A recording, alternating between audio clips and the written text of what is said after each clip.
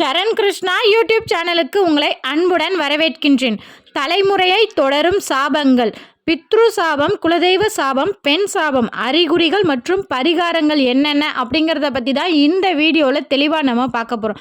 நம்ம சேனலில் உள்ள வீடியோவை ஃபஸ்ட் டைம் நீங்கள் பார்க்குறீங்க அப்படின்னா மறக்காமல் நம்ம சேனலை சப்ஸ்கிரைப் பண்ணி வச்சுக்கோங்க. நம்ம சேனலில் தொடர்ந்து குலதெய்வ பதிவுகள், ஆன்மீக தகவல்கள் வந்து கொண்டே இருக்கும். வாங்க வீடியோக்குள்ளே போகலாம்.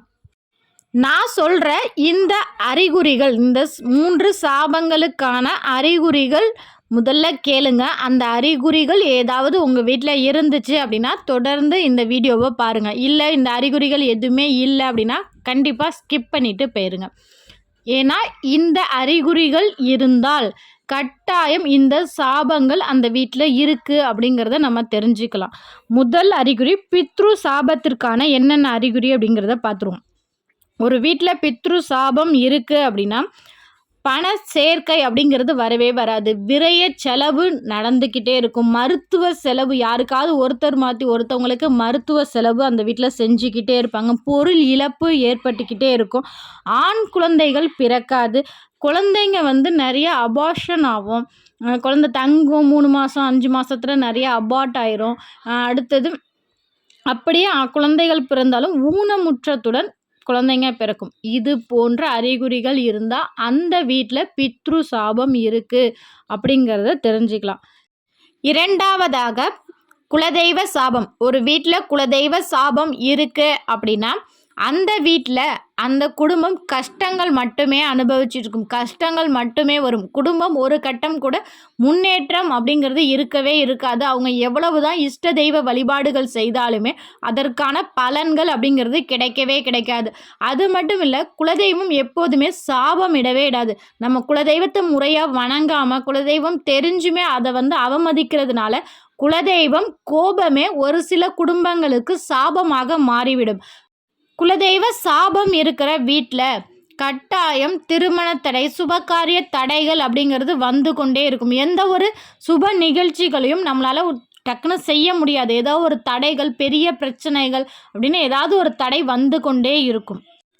மூன்றாவது, பெண் சாபம். பெண் சாபம் இருந்தாலே அந்த வம்சத்தையே அழிக்கும் அப்படின்னு சொல்லுவாங்க. அதாவது அகால மரணம், திடீர் மரணம், இது போன்று அடிக்கடி குறுகிய காலத்திலேயே திடீர்னு எல்லாருமே இறந்து போய் எப்படி இருந்த குடும்பம் இப்படி ஆயிடுச்சு பாருங்கப்பா அப்படின்னு சொல்லுவாங்க பார்த்தீங்களா. அதெல்லாம் பெண் சாபம் அந்த குடும்பத்து மேலே இருந்தால் இது போன்ற நிகழ்வுகள் கட்டாயம் நடக்கும்.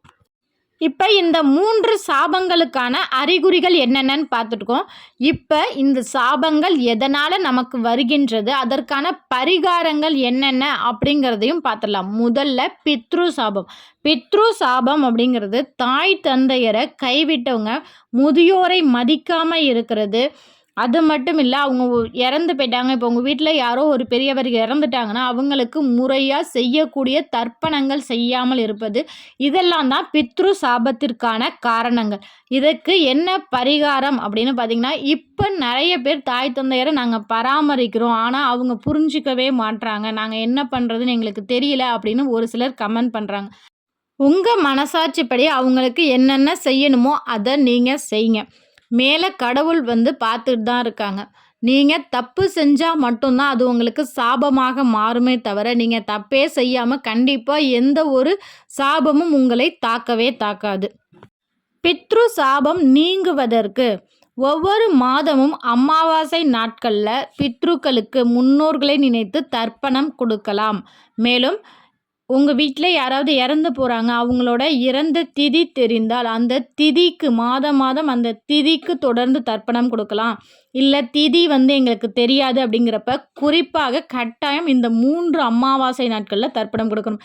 ஆடி அமாவாசை, தை அமாவாசை, புரட்டாசி அமாவாசை, இந்த 3 அமாவாசை நாட்களில் தர்ப்பணம் கொடுத்து உங்களால் முடிந்த உணவு தானங்களை முதியோர் இல்லங்களுக்கு நீங்கள் தாராளமாக கொடுக்கலாம்.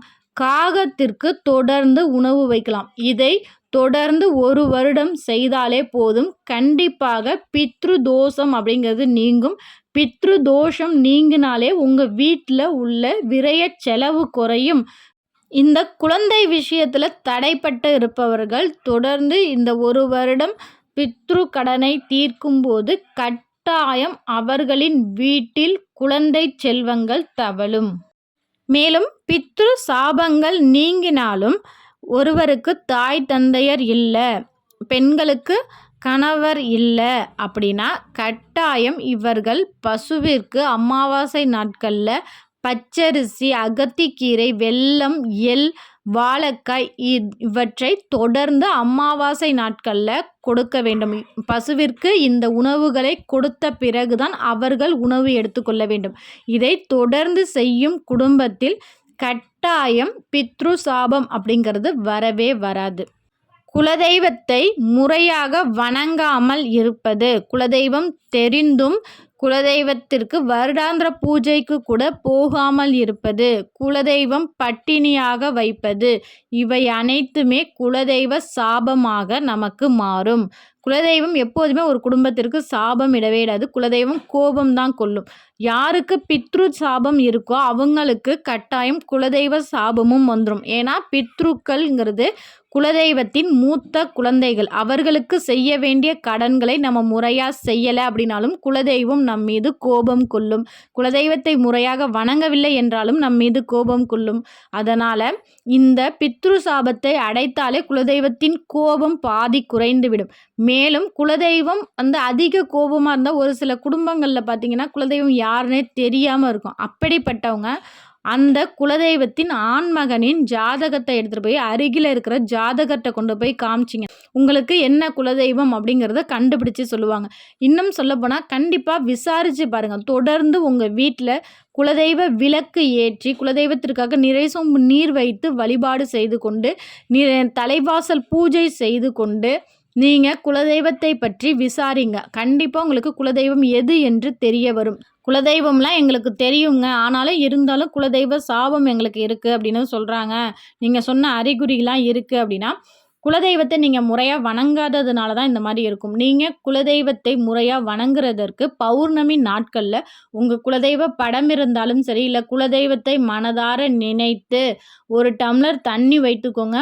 பக்கத்தில் ஒரு கை நிறைய சில்லறை காசுகள், ஒரு தாம்பாளத்தில் மஞ்சள், குங்குமம், வெற்றிலை, பாக்கு இது அனைத்துமே வைத்து கொண்டு அந்த ஒரு மஞ்சள் துணியில் ஒரு கை நிறைய சில்லறை காசை எடுத்து முடிஞ்சு வச்சு உங்கள் குலதெய்வத்தின் பெயரை 27 முறை உச்சரிக்க வேண்டும். ஓம் குலதெய்வம் நமக, உங்கள் குலதெய்வத்தின் பெயர் சொல்லி நமக அப்படின்னு சொல்லி 27 முறை உச்சரித்து அந்த சில்லறை காசுகளை மூட்டையாக கட்டி என் குலதெய்வம் என் வீட்டிற்கு வருக வருக, என் குலதெய்வம் என் வீட்டிற்கு வருக வருக அப்படின்னு சொல்லி மனதார வேண்டுங்கள். இது போல் நீங்கள் செய்யும்போது கட்டாயம் உங்கள் குலதெய்வம் உங்கள் வீடு தேடி வரும். உங்கள் குலதெய்வத்தின் அருள் உங்களுக்கு பௌர்ணமியில் பௌர்ணமியில் உங்கள் வீட்டில் இதை செய்யுங்க. அடுத்த பௌர்ணமியில் உங்கள் குலதெய்வ கோவில் எதுன்னு தெரிஞ்சிச்சுன்னா உங்கள் குலதெய்வ கோவிலில் போய் இந்த சில்லறை காசுகளை அதை உண்டியலில் செலுத்தி விடுங்கள்.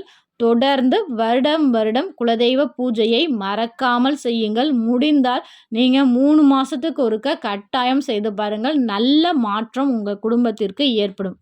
3ஆவதாக பெண் சாபம். பெண் சாபம் எதனால் ஏற்படுது அப்படின்னு பார்த்தீங்கன்னா, பெண்களை ஏமாற்றுவது, உடன் பிறந்த பெண்களை ஆதரிக்காமல் இருப்பது, மனைவியை கைவிடுவது, இதனால தான் பெண் சாபம் அப்படிங்கிறது வரும்.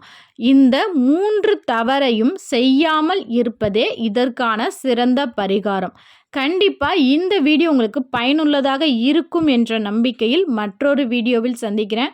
இந்த வீடியோ உங்களுக்கு பிடிச்சிருந்தால் லைக் பண்ணுங்கள், ஷேர் பண்ணுங்கள், மறக்காமல் சப்ஸ்கிரைப் பண்ணுங்கள். சரண் கிருஷ்ணா யூடியூப் சேனல். நன்றி, வணக்கம்.